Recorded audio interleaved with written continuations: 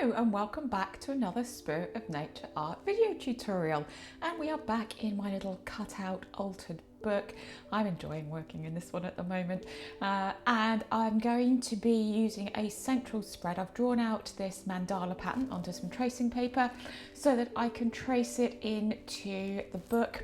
I'm going to create this kind of central flap in the book using half of this mandala to start with. So I'm tracing this on just normal tracing paper, and I'm just tracing on the half that I want to work with first of all.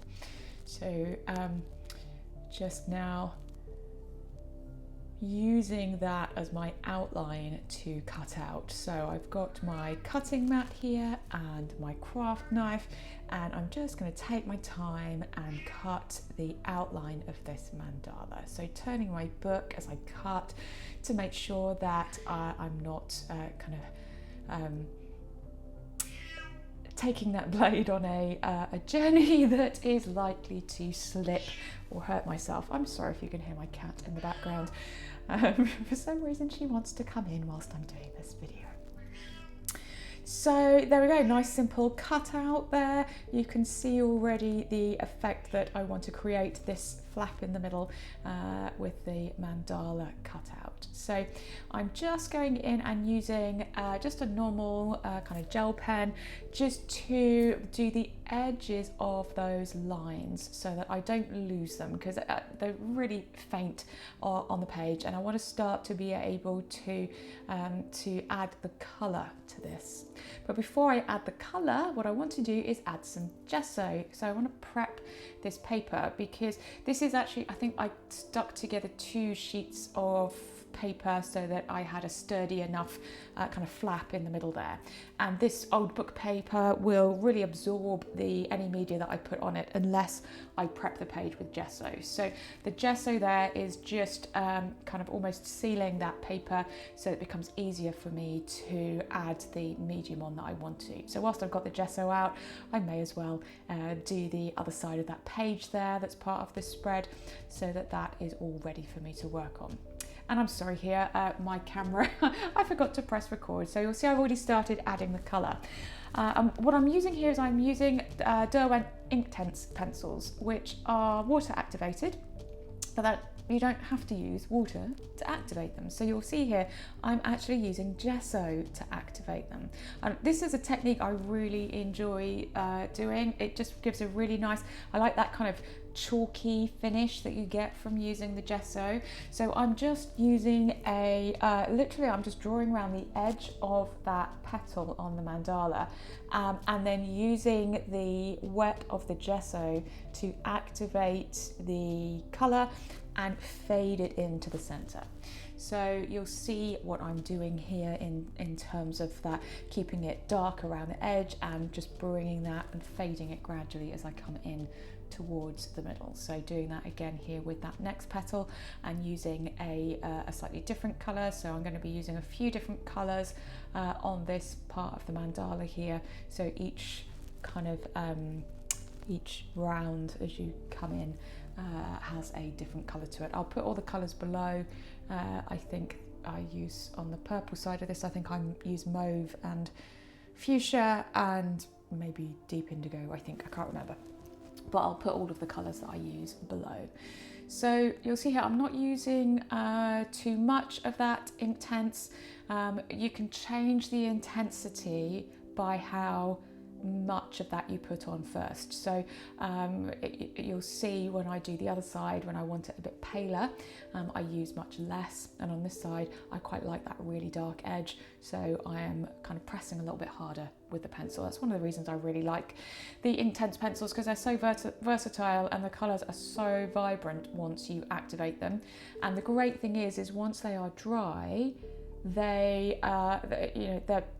pretty much permanent. I wouldn't kind of guarantee they're 100% permanent, but once they're dry you can go back in and layer, so you can add even more vibrancy to it. You can add another layer on top of that and bring those colours even more to the fore. But I'm quite happy with having this kind of dark fade into the kind of lighter area in the middle. So that's allowing me to have quite a lot of control over the colour that I'm putting on the page here.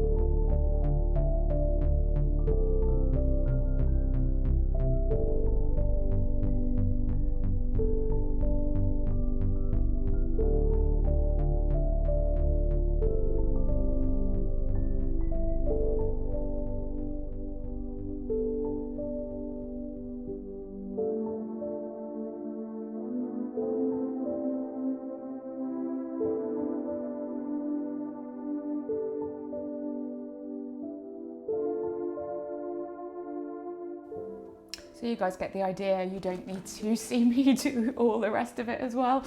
So by the magic of editing, here we go. I have added all of the colour to the petals of that side of the mandala, and now just doing the centre circle.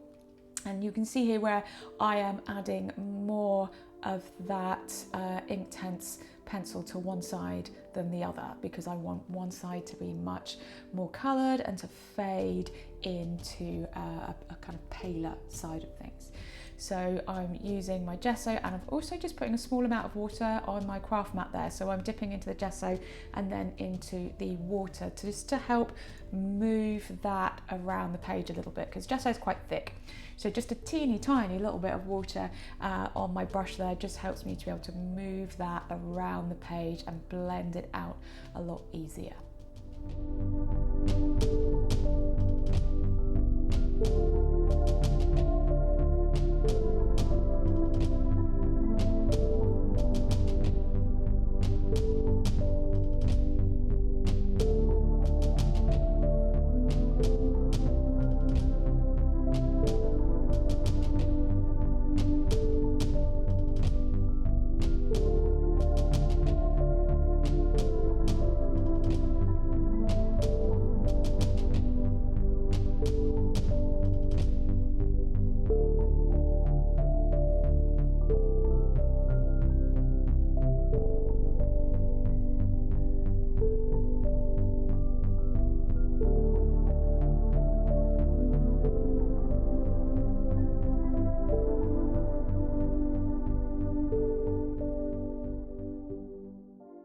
Now the reason why I only put half the mandala on that page is because I want the second kind of half of that mandala to almost feel like it's exploding. So we've got that lovely, beautiful central kind of flap with that half of that mandala on, but I want the petals of the other side to feel like they're exploding across the page. I had this idea came from the quote that I'm going to use with it, which you'll see at the end, which is about the movies in my mind are beautiful because I choose to make them so. Now this side of the page is where I'm not actively choosing those movies in my mind, so it can feel like quite a lot of chaos going on in there sometimes. So I'm just using that same traced out pattern that I created earlier to draw some of those petals that would be on that side had I continued that mandala around, and I'm just drawing them onto some pieces of paper there and cutting those out and starting to kind of place them on the page, just imagining what would happen if that whole side of the mandala was just kind of exploding in chaos. So you can kind of see here where all those pieces are going to go. So I've cut them all out of the pages I've taken out of this book to give me enough kind of give for the book to expand, and I'm just sticking them down with I think I'm just using a normal glue stick, making sure I'm rubbing off before I do any of those pencil outlines so that they're not there. And now those are in place. What I want to do now, what I'm about to do is get very messy. So I want to protect this beautiful colouring that I've already done on the mandala here. Now, Technically, this is water, this is permanent now, it's dried, but I really am going to get messy with some ink sprays soon. So I'm painting over the top of this now with matte gel, just to seal it and make sure that if anything lands on that side, I can just wipe it off. So I have also though protected the rest of the page with just some kind of plastic packaging there, and you can see I'm going in now with some Distress, I think these are Oxides, I think this is Victorian Velvet, and I am adding some of that ink to the page, just using the, I'm not actually using the spray, I'm just using the kind of nozzle, and then adding some water to move it around. If you've watched any of my other videos, this is a technique you will have seen me use plenty of times before, just to get that really nice kind of textured, kind of very different kind of sense of background. I can't control this. This is one of those wonderful kind of artistic techniques that you can only control to a certain extent.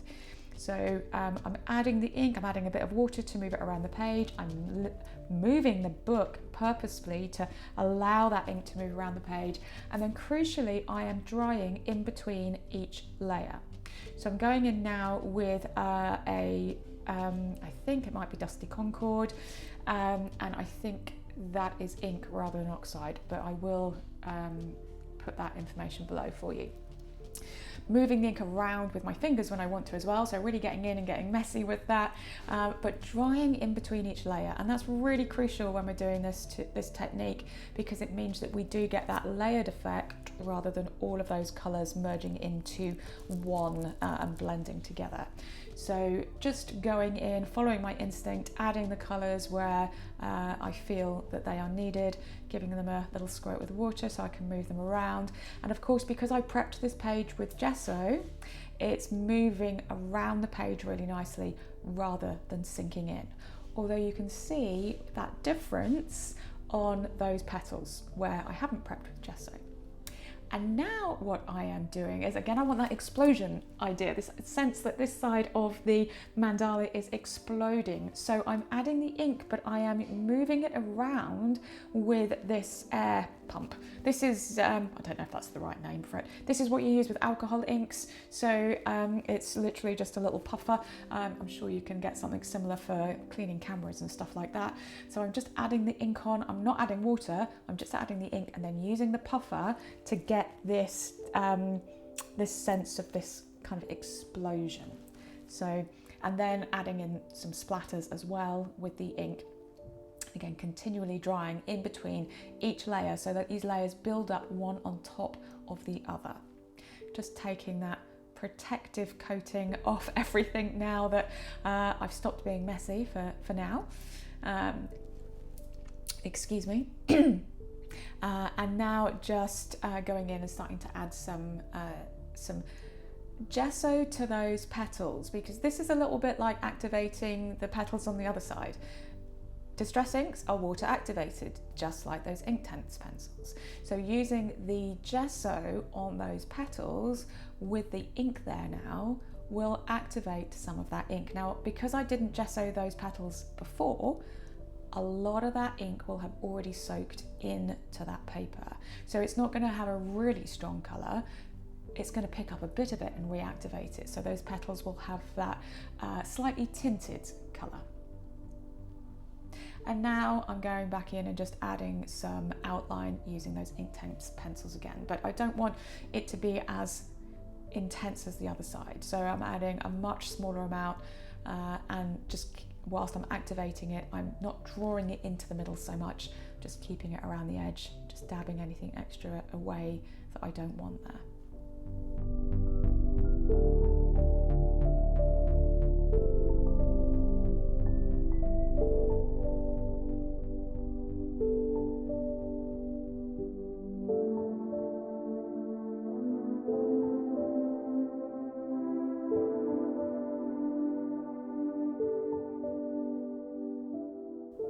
So that's the chaos side of my mind.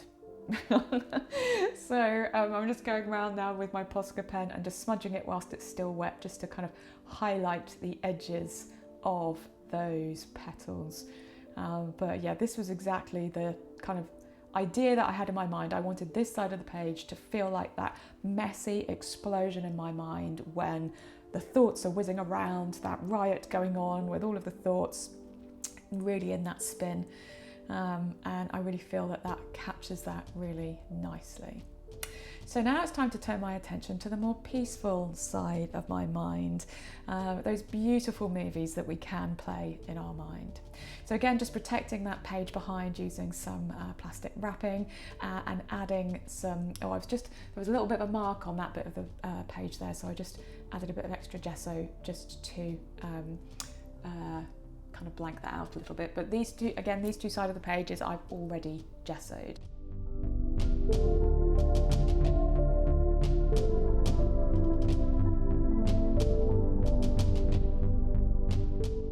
So on this side, I'm doing exactly the same thing. I'm just using different colours on this side. So I'm using the kind of blues and greens on this side. Again, I'll put the colours below, but doing exactly the same thing. Bit of gesso, a little bit of water, activating the pigment from the Inktense pencil, and then just drawing that down into the petal, keeping it really intense at the edge and allowing it to fade as we come into the centre.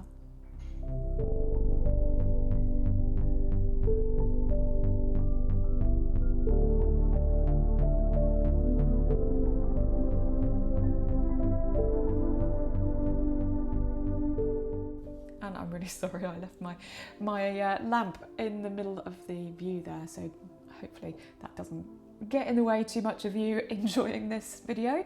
But as you can see, there we go, I've added those greens and blues onto that side of the mandala flap, and now just drawing the colours around that centre of the design.